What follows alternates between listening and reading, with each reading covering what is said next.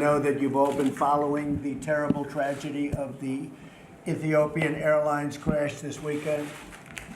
Tragic. The FAA is preparing to make an announcement very shortly regarding the new information and physical evidence that we've received from the site and from other locations and through a couple of other complaints. We've had a very, very detailed group of people working on the 737-8 and the 737-9 new airplanes. We're going to be issuing an emergency order of prohibition to ground all flights of the 737 MAX 8 and the 737 MAX 9 and planes associated with that line. I've spoken to Elaine Chao, Secretary of Transportation, Dan Elwell, Acting Administrator of the FAA, and to Dennis Muhlenberg, CEO of Boeing, and they'll be available shortly after our conference today.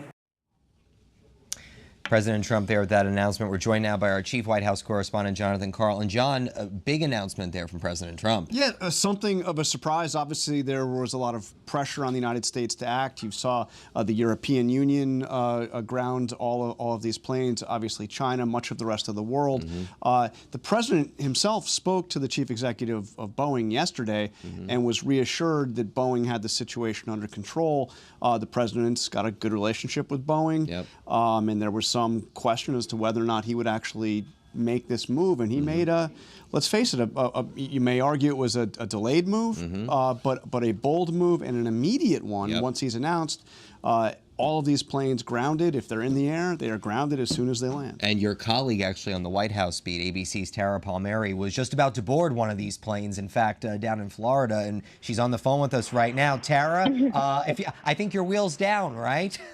Yes, I'm right now at the ticketing area asking the agent to get me on another flight. She got me on another 737, but not a MAX. So that was the difference between the two planes, and it's in 2 hours from now. But of course, my plans will be ruined for tonight, as what happens. I believe it. And Tara, I mean, how are the airlines dealing with this down there? I'm sure there's a little bit of chaos at the moment.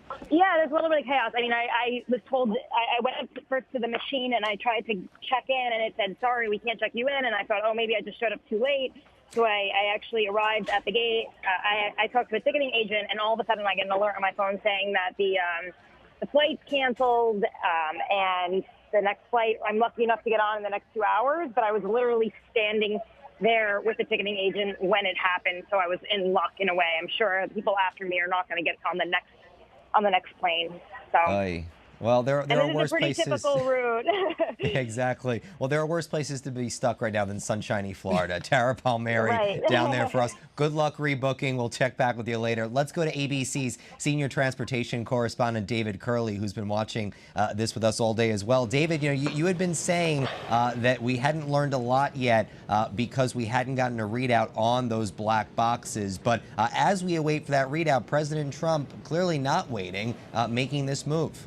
It's not clear to me whether the president ordered this or whether the FAA ordered it. The FAA has been saying for the past several days it would do evidence-based decision making, and they were waiting for additional evidence. Now, when the Canadians ordered the grounding earlier today, there was a suggestion that they had seen additional evidence from satellites that led to their action. That may be the case here. It's just unclear to me whether the president, worried about public concern, decided to make this emergency order, as he called it, an emergency order of prohibition of grounding the flights. And I'm asking the FAA whether they have additional evidence or who actually ordered it. It doesn't really matter. At this point, these aircraft are grounded. This is now almost the entire 370 of these new aircraft are grounded around the world. And the black boxes will give us some additional data and evidence that will tell us whether this was the right thing to do or whether it was not justified. At this point, a lot of countries did this. A lot of airlines did this just out of public concern. And the FAA had been arguing that they were going to do it on an evidence-based case. David, this caught us at the White House by surprise. We had no indication the president was going to come out and make this announcement. How much of a surprise is this from the aviation industry? Was Boeing expecting this to happen? Obviously, the pressure had been mounting given what Canada had done and the European Union. Was it the expectations the United States was going to follow suit? There was a lot of talk about it. The last couple of days we've been talking with Boeing that the pressure indeed was mounting, just as the pressure's been mounting on the Ethiopians to get those black boxes read out quicker, sooner rather than later. But yes, I think when the EU went and then when Canada went today, there was even talk that maybe one of the airlines here domestically might have gone on its own and that the others would have followed. This is actually a very interesting map.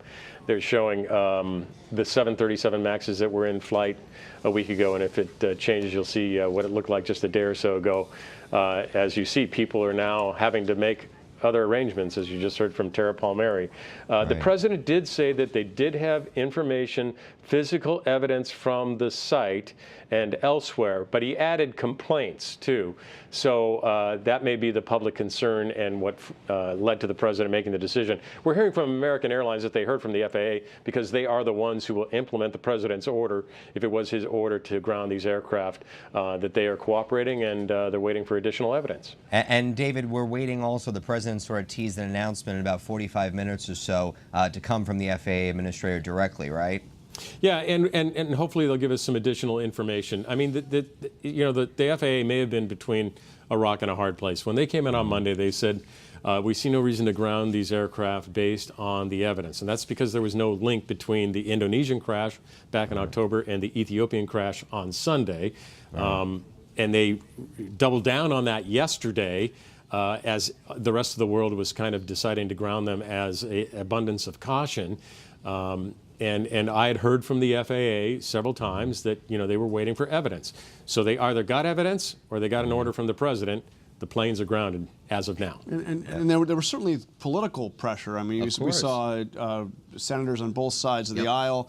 Ted Cruz, who is Graham. I mean, Ted Cruz is the chairman of the subcommittee that deals with aviation.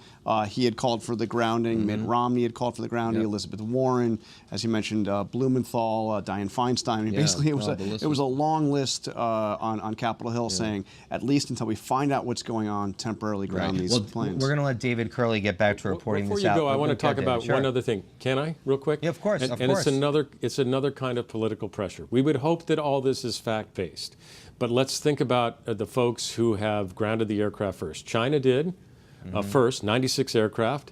They're in a trade war with the United States of America. They're building a plane that's about the same size as a 737. The European Union is home to Airbus, which is Boeing's biggest competitor. Canada has Bombardier, which has been trying to sell planes inside the United States, and Boeing filed a World Trade Organization against them. So let's hope that politics are not involved here. I'm just pointing out these relationships, and let's hope that it's fact-based and we're keeping the public safe from an airplane that could have a problem. Totally valid point. And actually, we should just say, speaking about the effects on the company, Boeing stock right now, I think we're keeping an eye on the markets since the president's announcement, is quite down right now, a little over 7 points, almost 2% of the stock price from trading earlier this morning. We're going to keep an eye on that. David, we're going to let you get back to breaking this down with your team. I want to bring in, though, our aviation consultant, ABC's Colonel Steve Ganyard, who's been keeping a track on this as well. Steve, right call today by President Trump? John, it's a politician making a decision that's based on fear, as David said. It's not based on facts. So that's unfortunate. But there's a bigger point here, and that is that human beings have a primordial fear of flying. It's just not natural to go and sit in a small tube and go almost the speed of sound at 6 miles above the Earth. But we convince ourselves that it's a safe thing to do because safe flying is safe. But when the machine is called into question, fairly or not, people's emotions get very high very quickly. That fear factor that's associated with flying is something that is real, and when the airplane is questioned, then it turns into a political football rather than what it should be, and that is a very scientific, deliberate attempt to figure out what went wrong with this airplane. Let's just say this again. There is nothing in the Ethiopian crash that we know of, or that the president or anybody else would know of, that points to a problem with his airplane, because the black boxes have not been read out yet. Well, and that's just all we have is the crash site. Right, and that's just the question right there, Steve. I mean, I know you broke this down a couple of days ago when we first started reporting this out, but what information will we get once the black boxes are read? Yeah, so there'll be lots of different kinds of information. Part of it will be the cockpit conversation, which can oftentimes be very critical. If we remember a couple weeks back, there was a crash in Houston of an Amazon 767. It was actually Atlas Air, but it was flying for Amazon, Amazon Prime. In that mishap, we're learning just now that the column, the control stick was pushed forward deliberately, and the airplane dove into the water. Now, we need to hear what went on in the cockpit, because we need that context. So the black boxes, there are two sets of them, actually. One's a cockpit voice recorder, and one's recording everything else that happens with that airplane. So the two of them together paint the picture of what happens in these mishaps. So that's sort of what we're waiting on, is to be able to have all those facts, to know what everything that airplane was doing, and to be able to understand what's going on in that cockpit. And I know that you, Stephen, will be helping our team breaking that down. Thank you very much, sir. Appreciate you rushing in on this afternoon. To recap, if you are just joining us, President Trump ordering all 737 MAX 8 jets grounded. We are already seeing the effects of that at airports around the country. We're waiting on an announcement from the FAA. We're going to bring that to you here at ABC News Live when we learn more. To get the latest on this, you can log on to abcnews.com. For Jonathan Karl, I'm John Santucci in Washington. You are watching ABC News.